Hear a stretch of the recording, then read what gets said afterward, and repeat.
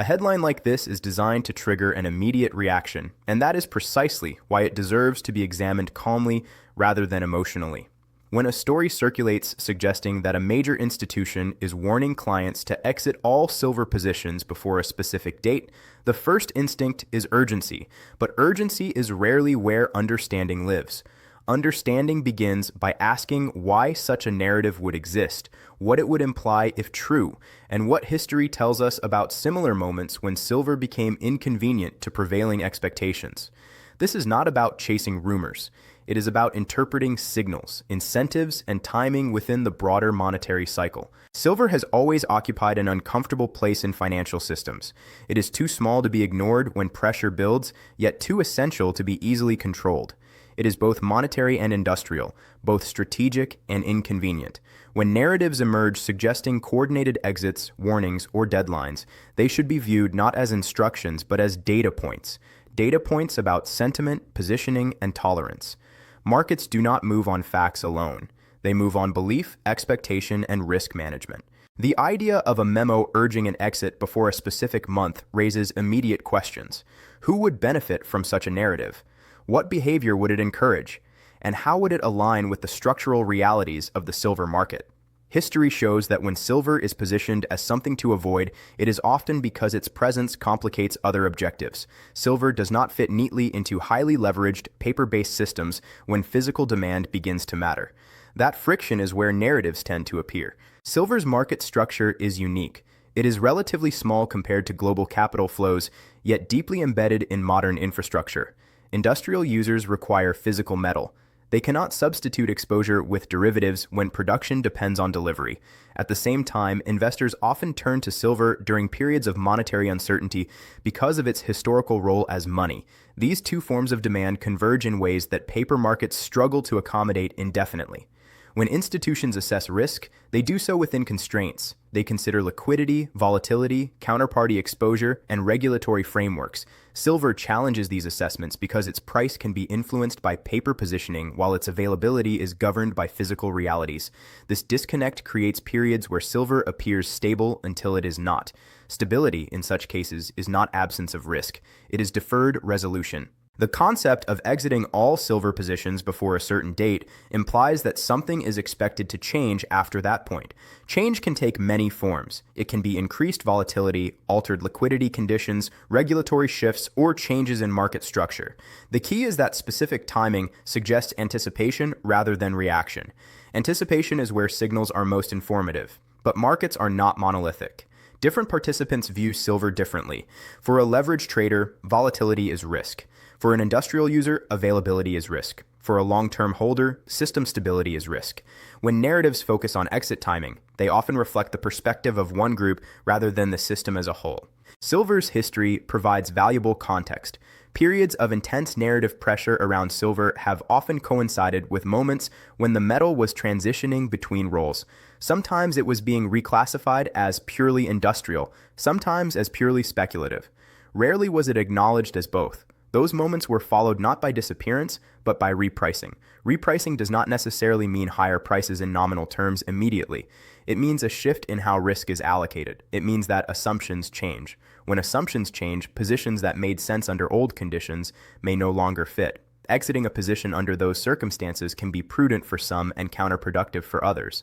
One of the most misunderstood aspects of silver is its relationship to time. Silver does not reward impatience. It tests conviction by remaining dormant while narratives swirl.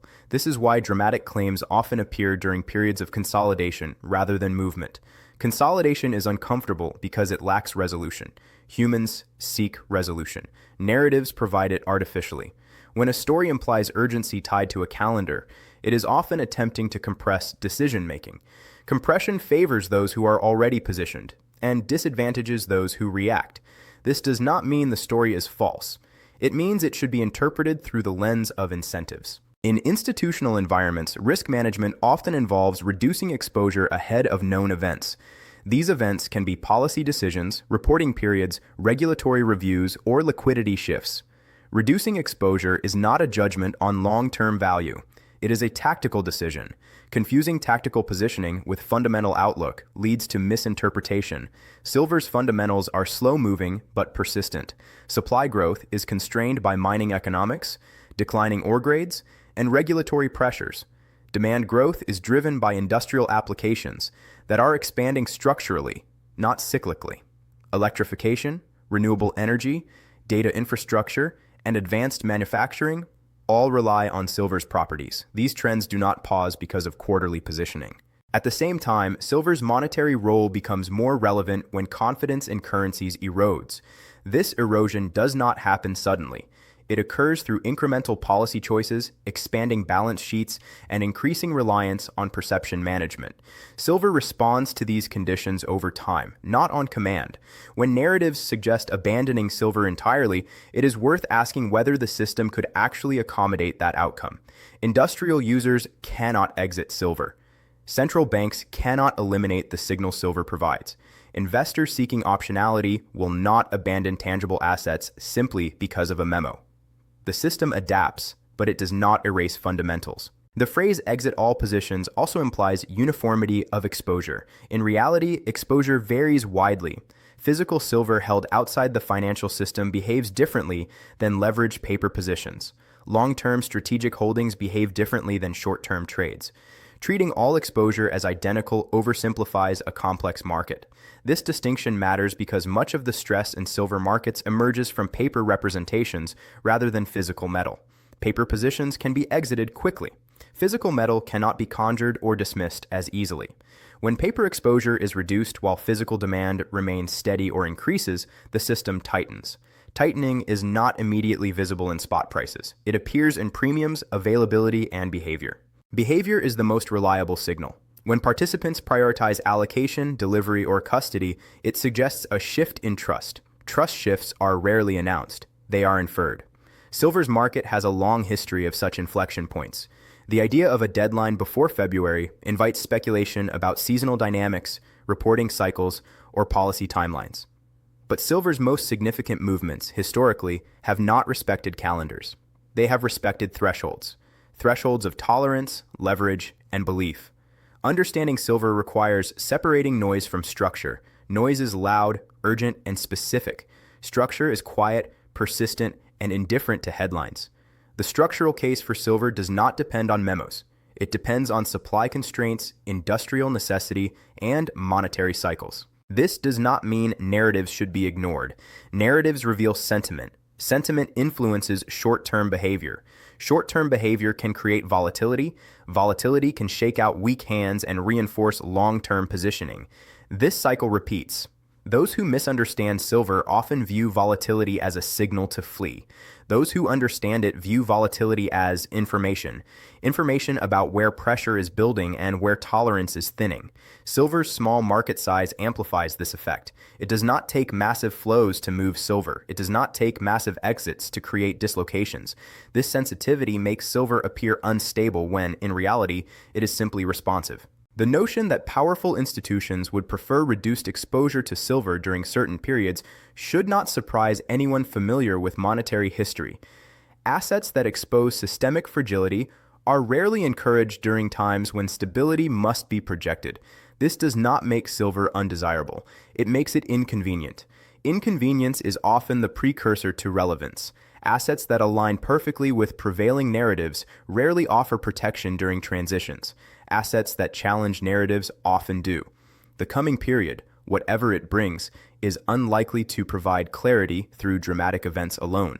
It will provide clarity through incremental changes in policy language, market structure, and behavior. Watching these changes requires patience. Patience is not passive. It is informed observation. It is understanding the difference between tactical positioning and structural reality. It is recognizing that exiting or entering a position should align with one's objectives, not someone else's calendar. Silver's role in a portfolio or strategy should be defined before volatility arrives, not during it. Defined roles reduce emotional decision-making. Undefined roles invite reaction. If silver were truly something to abandon entirely, its industrial demand would be irrelevant, its monetary history meaningless, and its structural constraints easily resolved. None of these conditions exist. Instead, silver continues to sit at the intersection of systems under strain. Stories about exits and deadlines often say more about the system than the asset. They reflect attempts to manage risk, perception, or liquidity. They reflect discomfort. Discomfort arises when assumptions are challenged. Silver challenges assumptions because it refuses to behave like a purely financial asset. It insists on being physical, essential, and historically grounded. That insistence is what keeps it relevant. As February approaches or passes, the real question will not be whether silver complied with a narrative, but whether the underlying pressures changed. Did supply constraints ease? Did industrial demand decline? Did monetary stability improve? These are the variables that matter. History suggests they are unlikely to resolve neatly. More often, they persist until adjustment occurs elsewhere. Adjustment rarely favors those who reacted late. This is not a call to ignore risk. It is a call to understand it. Risk in silver is not one-dimensional. It is not simply price movement. It is exposure to system behavior. Managing that risk requires clarity, not urgency. When confronted with dramatic claims, the most productive response is to step back and observe. Observe what institutions do, not what narratives suggest. Observe physical markets, not just screens. Observe incentives. Silver has endured countless narratives predicting its irrelevance. It has also endured countless attempts to manage its signal. Each time, it has reasserted its role during periods of transition. The lesson is not that silver always rises. The lesson is that silver persists. Persistence is powerful in a world of temporary solutions. Whether or not any specific memo exists is less important than why such a story resonates.